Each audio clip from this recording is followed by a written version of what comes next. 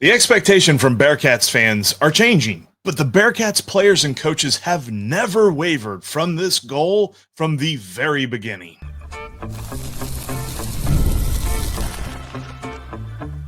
You are Locked On Bearcats, your daily podcast on the Cincinnati Bearcats, part of the Locked On Podcast Network, your team every day. Welcome into Locked On Bearcats. My name is Jeff Carr, and I'm on Cincinnati all the time. I've worked in multiple university athletic departments, and I've been a football season ticket holder for the Bearcats for 7 seasons now. Locked On Bearcats is part of the Locked On Podcast Network. We are your team, your Bearcats, every single day. And on today's podcast, the Bearcats men's basketball team got off to an impressive start with their first scrimmage, ending in a victory. We'll dive into that a little bit later on in today's show. In just a few minutes, we'll take an early look at the homecoming matchup with Baylor this Saturday and the big defensive challenge that the Bearcats will face. But we'll begin with the goalposts, and while they keep on moving for us fans, they haven't moved a lick for this Bearcats football team. That's all on today's episode that is brought to you by FanDuel. Right now, new customers can bet just $5, and if your bet wins, you'll get $300 in bonus bets to use across the app. Download FanDuel today. I am so over the moon excited and happy with how this football team has played. They've been so fun to watch over the last couple of games. And you can say what you want about quality of competition and things like that. You beat the other team on the field. You know, if the Bearcats would have ended up losing to those teams, whatever. But the whole point here is they have been getting wins, and they've been getting wins in convincing fashion. And all of that has sort of changed how we see them. We now expect this team to be in the conversation for Dallas, to be in the conversation for the Big 12 championship.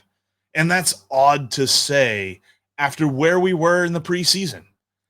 You know, not knowing where this team was going to go under Scott Satterfield really had a lot of us, I mean, me, myself included, wondering what to expect, hoping that they would be good, hoping for a bowl game, but they are so much better than that. I mean, they're already bowl eligible. They've already accomplished that. But it feels as though when you accomplish something like that so early, that everyone else was underestimating you. And so now comes the tough part, because now people will start to try to figure out the Bearcats. Now people will look at them and say, man, this team really is good. And quite frankly, if you listen to the ESPN2 broadcast of the game on Saturday night, there was a lot of surprise in the voices of the announcers, where it was just like, yeah, this Bearcats offense is good. Look at how good these guys are. And that is how the rest of the Big 12 conference is going to assess the Bearcats. They're going to be like, you see that team that, you know, the first couple of years they were like a doormat for everybody in the conference? Not anymore. And I'm loving every bit of it. It's upsetting the apple cart. The Big 12 is not ready for this.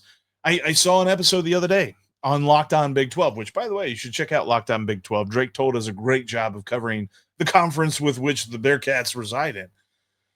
But he was talking about why one of the, you know, long tenured members of the Big 12 need to win this conference this year and go to the football playoff and all this other stuff, and why it would be bad for the conference if UC were to win it. Not UC specifically, but definitely some of the newer schools and things like that. And he was talking more so about Texas Tech and teams like that, which Texas Tech just lost to Arizona State. But the idea that the state of flux that the Big 12 is in isn't necessarily good for its brand. And I totally disagree.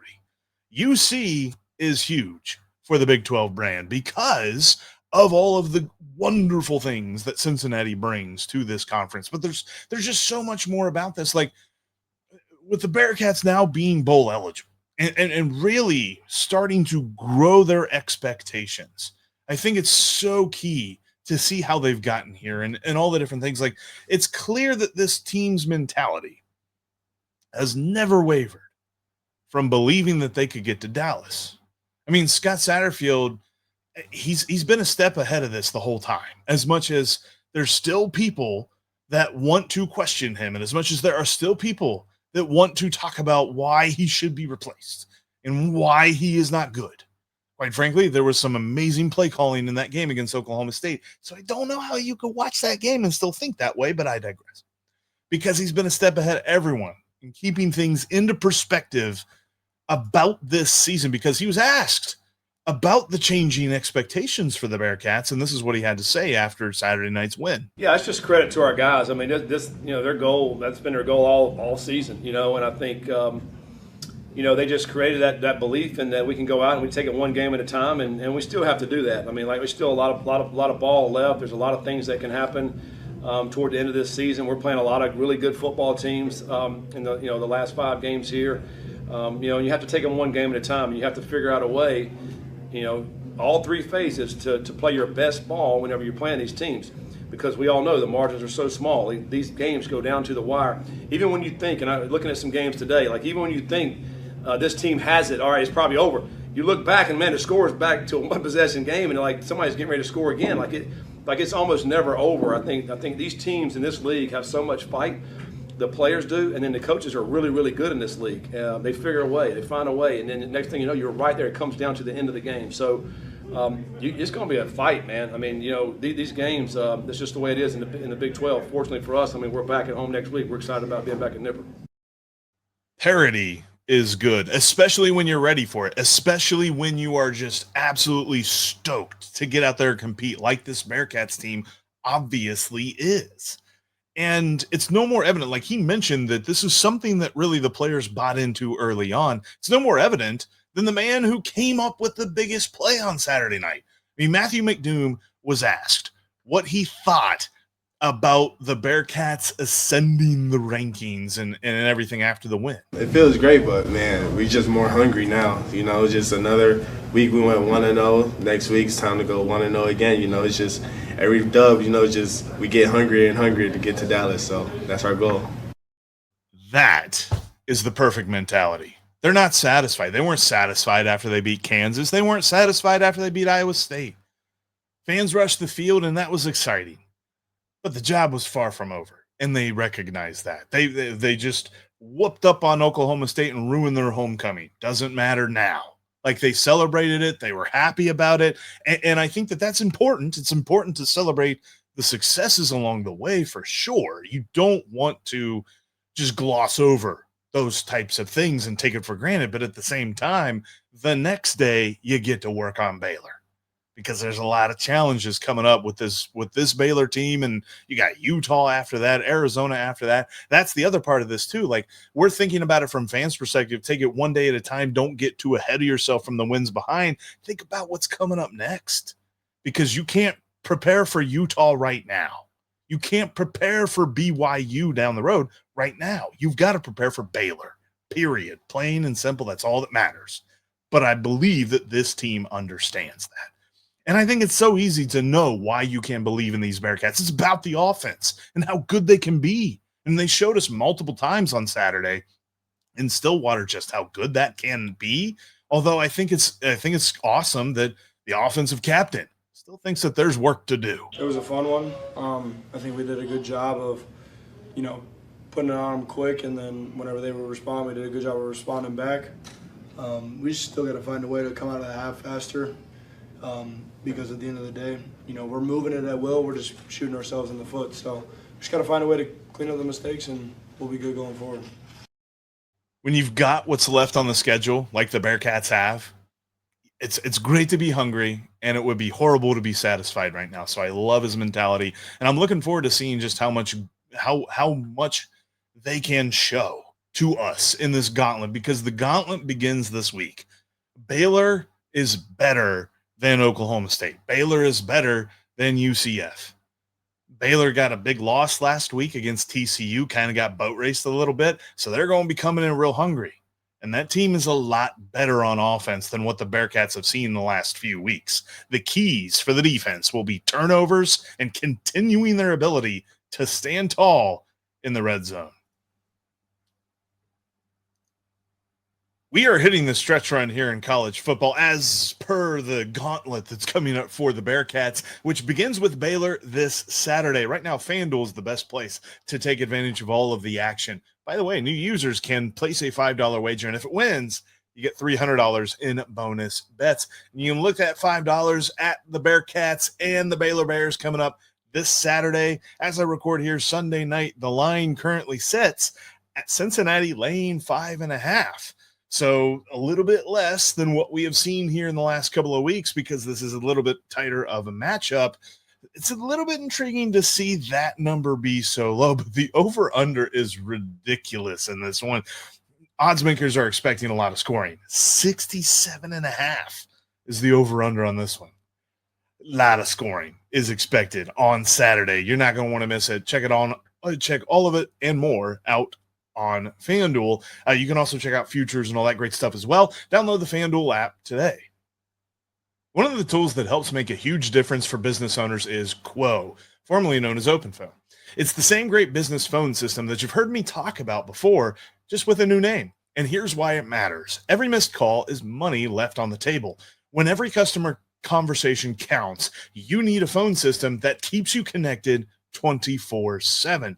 Quo is the #1 business phone system that streamlines customer communications. It works right through an app on your phone or your computer, so there's no more carrying around two phones or relying on a landline. See why over 90,000 businesses trust Quo, formerly OpenPhone. Get started free and get 20% off your first 6 months at quo.com/lockedoncollege. That's QUO.com/lockedoncollege. And if you've got an existing number, they will port it over for no extra charge. Quo, no missed calls, no missed customers. Thank you for making Locked On Bearcats part of your everyday routine and making us your first listen every single day. If you're not yet an everydayer, make sure you hit that subscribe button right here on YouTube or on your favorite podcast app. Got Bearcats content coming for you all year long right here on Locked On Bearcats, and we're free and available on all platforms. All right, so looking ahead now, I mean, we're going to recap a few things, but mostly looking forward to Baylor and things like that, as Chad Brindle will join us on tomorrow's podcast and a little bit later on the week with Russ Heltman and all that good stuff. But looking ahead at Baylor, this is a very, very big difference than the last 2 weeks. Last 2 weeks, the Bearcats have faced bad to completely inept offenses. I mean, UCF was running their third-string quarterback. Oklahoma State was running their third-string quarterback, albeit if I had to compare Sam Jackson V against Cam Fancher, I think Sam Jackson V's got him beat. But all that being said, the challenge hasn't been there for the defense. And as much as it felt like Oklahoma State was going to make it a game there at some point in the third quarter, they did their best to make sure and stamp that out as quickly as they possibly could. Now they face Baylor. Baylor's a much better team. Baylor, albeit that they're 2-2 in the conference play and they're only 4-3 on the season, that's a little bit of a smokescreen. I think that this team is probably just as good. It's probably better than Kansas and right up there with Iowa State. Maybe a step below Iowa State, but right there. I mean, their offense and their passing attack is going to provide the kind of challenge that the Bearcats have not faced since Iowa State and Kansas. It's been a couple of weeks of smooth sailing when it comes to that. And, you know, I mean, Sam Jackson V had a couple of nice passes, but when you look on his stats out of the day, he's 11-19 for less than 200 yards. Really weren't that worried about Sam Jackson throwing a ball. I am worried about what Baylor's got in store on the passing side of things. And I think that's why, as I had mentioned just a moment ago, FanDuel opened at the Bearcats laying 5.5. Now, I don't necessarily know. I always know, like in the NFL, home teams kind of get the 3-point advantage. I don't know if that's necessarily the case in college, if that flips a little bit, if it's more, if it's less, whatever that is. But that doesn't mean that there's a whole big room for error. When you look at the money lines are evident of that as well. Bearcats minus 205 on the money line. So you'd have to, if you bet $10, you get $5 or, $4 and change. And then on the flip side, Baylor's money line is only plus 168. It's like it's not that conceivable is not that inconceivable. That's the word I was looking for. Sorry, couldn't find the word. It's not that inconceivable to believe that Baylor could pull off the upset. And the reason that they think that is the matchup between Cincinnati's defense and Baylor's passing attack. Now, Baylor's rushing attack isn't necessarily all there. So how do the Bearcats attack this? And can they force the turnovers? That's going to be key. Can they do that again? Or was that just Oklahoma State and their offense being in a state of flux that was so bad? I mean, I tend to believe that Baylor's going to have better snaps than Oklahoma State did there. But I think ultimately the turnovers are going to be key, but so will the red zone defense. Because again, we'll go back to this whole thing of the Bearcats defense is going to let teams not necessarily like let them walk on by, but the way that their defense is situated, teams will get yardage between the 20s. It's about what happens when they get into the red zone, when they get around the red zone, and all of that great stuff. And you know, Coach Satterfield was actually asked about that red zone defense, and he was also, it's interesting because he had a very succinct way of summing that up, but at the same time, he also looks at how they manipulate their personnel to set them up for red zone, the ability to stonewall the other team in the red zone. The field of play shrinks. So, you know, that's probably the main thing. You know, if you guys, obviously you watch this a lot. I mean, you know, if we're a little bit looser defense, I think once we're in the field, there's a little bit more windows and holes for guys to either to run it for running lanes and or throw lanes. And then once you get down, everything just tightens up a little bit. You know, you're not going to get run by, you know, because the end zone's there. So everything just tightens up a little bit, and I think our guys just they almost like they're getting excited whenever they get down in the red zone, and they bow their necks and they go make plays. I mean, they stop guys on fourth downs. You know, they hold the field goal attempts. You know, and in the night we were able to get a big interception. But we've done it most of the year, you know, where we have rotated guys, and I think a lot of that, and you guys are seeing this now too, so much more I think than it used to be. But as soon as somebody subs, like we're sending somebody else in. Like, you know, you want to be able to rotate your guys, you know, and whether it be a linebacker, because we're big time subbing our linebackers, and then also at defensive line. Like those front six guys, we want to be fresh. When you do, you know, when these guys are driving the ball, some of these drives take a long time. Like we have to have guys that are fresh when you get to the red zone area to be able to, you know, to hold up and keep them out of the end zone. And I think that answer was really interesting. I mean, obviously the rotations and stuff like that, we see lots of guys coming in and out. But I also find that intriguing there at the end where he says, you know, some of these other teams have long drives. It's almost as if he is sort of just, you know, surrendering that that's just going to be the case. It's not that they're going to be long, detrimental scoring drives. It's that they're just going to have the ball for a while, no matter what they do. And the other part of that is, as the ESPN2 broadcast hit home about 150 times, I think, on Saturday night, at least it felt this way. But they kept saying how much Oklahoma State had to bleed the clock. They had to make sure and keep the ball away from Brendan Sorsby and company. And by doing that, they just had to run the play clock down as much as they could, keep the clock running, all that great stuff.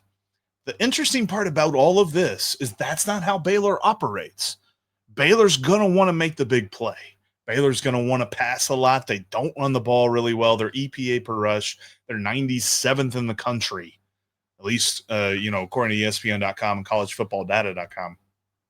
And then, you know, their starting position, field position and things like that isn't that great. And then their ability to get on or to stay on the field on third and fourth down, they're number 90 in the country at their, you know, field third and fourth down success rate. So all of that being said, it feels as though Baylor's going to want to be more like Kansas and less like what the Bearcats defense has faced the last couple of weeks. And we know what happened against Kansas. Kansas was gashing the Bearcats with everything that they possibly could do. And they were very successful at that. And the Bearcats offense was able to answer, but can the defense take that away a little bit? That's the key too, the takeaways. They're going to need some takeaways. I don't think we're going to see Baylor run some sort of keep away game from Brendan Sorsby. They're going to try and get into a shootout.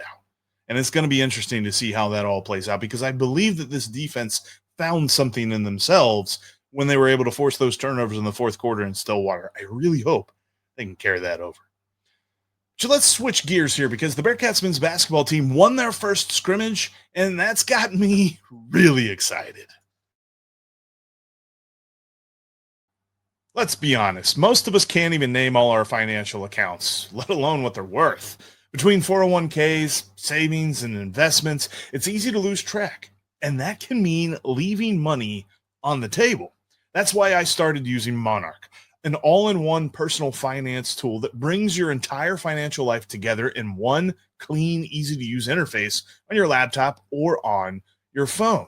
Monarch's visual dashboards and smart tools make it so much easier to understand where my money's going and how to make it work harder for me. Because quite frankly, that's not something that you always keep tabs on super easily, but Monarch makes it easy. Don't let financial opportunities slip through the cracks. Use code LOCKEDONCOLLEGE at monarch.com for 50% off your first year. That's monarch.com, code LOCKEDONCOLLEGE for half off your first year.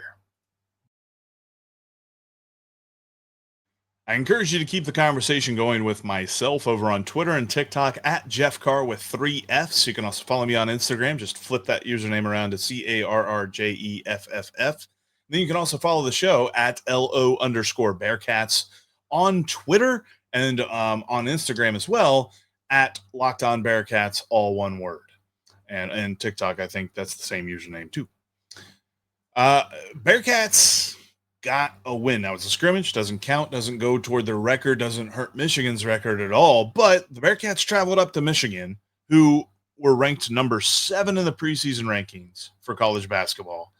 And the Bearcats won 100-98. Bearcats scored 100 points. And this is a very interesting situation because the first thing that I know most people will say, and you might be thinking it too, is that, all right, who played, right? It's a scrimmage. How's this all work? There were a lot of rotations. There were a lot of, they were playing with different lineups. I saw at times they had both Baba Miller and Moustapha Thiam, who are both guys that are going to be playing in the low post for them on the court at the same time. There were times that they had Buck Harris and Day Thomas on the court at the same time, who I think should be driving the ship on offense quite a bit. Day had a great day, and so did Buck Harris. But honestly, there was a lot of mixing and matching, and I don't know Michigan well enough to tell you like the top guys and how much they played for Michigan. So there's probably something to that. But with a roster that is completely new other than Day Thomas, this team scored 100 points. The Bearcats shot 55% from the floor. They were 38% from 3, 12 of 31, 38.7% from 3 as a team. They had 6 guys. I mean, there was a bunch of guys. I don't think anybody played more than 30 minutes. Like thinking back on the box score, I don't think anybody played more than 30 minutes. And they still had 6 guys scoring double figures. 3 of them scored 15 points apiece. That was Sean Abayev, Kirk Krisa, and Moustapha Thiam. Those guys poured in 15. You had, but for me, the guy that I really and I think I'm going to go ahead and say it. We're going to brand Locked On Bearcats as a Buck Harris podcast, man. We love Buck Harris on this podcast. Whenever the Bearcats got him in the transfer portal, I was super stoked. He's more of a defense first point guard, but Duke can still score the ball a little bit. I mean, he had a really good game in this scrimmage. He had 13 points, 5 rebounds, 5 steals, and 4 assists.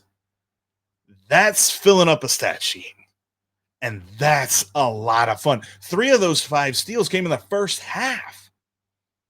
I mean, he's going to be a game changer for this Bearcats team. And there were a couple of different times that when he got those steals, he got the ball and went coast to coast. That's going to be such a weapon, having a guy like Buck Harris on this team. But hey, Day Thomas also had 12 points. And Baba Miller, he had 11 points, but he only had 6 rebounds, which when I looked at the box score, I had to do a double take because I felt like he got 15 of those 6 rebounds in like the first 5 minutes of the game. I kept hearing his name called over and over and over again as he was getting board after board after board. And I think it's intriguing. I'm not saying that everything that we saw on Friday in this scrimmage is exactly what you can expect. I'm not telling you that you can expect 100 points from this team night in and night out once the season gets going. But everything was encouraging to me. Because as we've talked about with Chad a little bit, as we talked about with Russ Heltman a little bit, losing Jalen Haynes is kind of bad for the post on the offensive side of the ball. But both Moustapha Thiam and Baba Miller had good days in the post. And so I hope that that is something that we can build on, and that is something that can continue. And after the game, Wes Miller had a good quote about it. He said, what we talked about with the guys was when the ball goes up and you're wearing a Cincinnati uniform, you're as competitive as you can possibly be. But we really treated this exhibition as a great tool to build. So there's so much great tape to learn from after this game. We have such a long way to go on both sides of the ball, but the film will be really useful for us in the long run. And end quote. That's what Wes Miller said after beating Michigan in the scrimmage. And I know there were people that were trying to hammer him for saying that, you know, they're not ready yet. There's not a coach in the country that would say that his team is ready right now. And if they would, they'd be lying through their teeth. Your team shouldn't be ready in October. Most teams need that non-conference slate to get ready for conference play that gets them ready for tournament play. That's just how the season goes. You're constantly learning. You're constantly adapting. You're constantly growing. And if you're not, then you're not doing it right. So I get it. I understand what Wes Miller was saying. I think that people overreacted crazily to those comments that he had before the scrimmage. And then after the scrimmage, him saying, you know, we're such a long way. He's just being honest. Dude's got like 12 new players. So how on earth are they going to be ready right now? We saw some good things, though. I mean, Kirk Priest, I think, is going to be a weapon for them on the perimeter. Jordy Rodriguez might be one of those deeper rotation guys that could still be a weapon for them on the perimeter. Like I mentioned, the post guys and Moustapha Thiam and Baba Miller, but Sean Abayev really looked good just moving all around the court. You know, a little bit on the perimeter, a little bit down low. And Buck Harris, man, I cannot wait to see what this guy's going to do come season time. Like, I think he is going to be such a force to be reckoned with for this Bearcats team. And I'm so excited that Wes Miller was able to bring him in the transfer portal. I think that that is the kind of move, and everything else is important. And how are you going to shoot from the perimeter? That's the game this day and age. Like, you've got to be able to shoot threes. But having a guy like Buck Harris that can disrupt all of that on the defensive side and then turn it into points easily, sometimes even himself, sign me up for all of that. All of the stock in Buck Harris. You know, if there isn't a hype train for Buck Harris right now, I'm getting on the, you know, the pumper cart that they put on the tracks, you know, the old cartoons and stuff like that. I'll start moving that thing. And if anybody wants to jump on and help me out, like, man, get ready. Buck Harris is going to be fun. Sincere Harris. He goes by Buck. We're going to call him Buck on the podcast because we're a Buck Harris podcast here on Locked On Bearcats. And I'm excited. Bearcats got their next scrimmage at Arkansas this Friday night. I'll be interested to see if you can watch it easier. Now, I know that after the fact, you can find the Bearcats Michigan game on YouTube. I think it's split into two parts. And I know, too, like if you search it on Reddit, there's a link on Reddit for that. But at the same time, like, I hope that SEC Plus is more accessible than Big Ten Plus was. I don't necessarily understand the whole idea of creating a streaming service within a streaming service. But here we are. We've got like sports streaming inception going on. And I don't understand it all, but we're going to try our best to watch this UC Arkansas scrimmage game on Friday night. And hopefully we continue to see this grow. Like Wes Miller said, and I 1000% am behind this quote, we have such a long way to go. But hopefully we see some more positive steps this coming Friday against Arkansas, because I'm excited. This basketball season is going to be a lot of fun. I mean, Ken Palm's already got them as a potential tournament team, kind of have them on the bubble with 20 wins. So that means that Ken Palm could see that going really well. Could see that, you know, going the other way too, but they really could gel.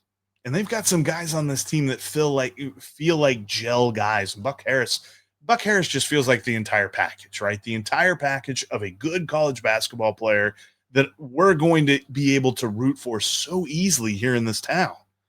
And I'm really excited to see what he, Shauna Bayev, and Kirk Krisa, and Moustapha Thiam, and Bob Miller, and Day Thomas, what everybody's got for us, because I think it's going to be a fun basketball season. We're going to have you covered all throughout basketball season, leading up to it, all through football season, all the time, right here on Locked On Bearcats. So if you're not an everydayer, make sure you become one by hitting that subscribe button right here on YouTube or on your favorite podcast app. I appreciate you making us part of your day. Also, make sure you jump down in the comments section, give us a like, helps out the algorithm, helps push us out to other Bearcats fans so they can help find this community a lot easier. But now that you've checked out Locked On Bearcats for your first listen, make sure you check out Locked On Big 12 for your second listen. As Drake Toll breaks down the most exciting conference in college sports, from the rivalries to the championships and every game in between. Find Locked On Big 12 on YouTube or wherever you listen to podcasts. It's part of the Locked On Podcast Network, your team every day. And thanks again. I will see all of you tomorrow.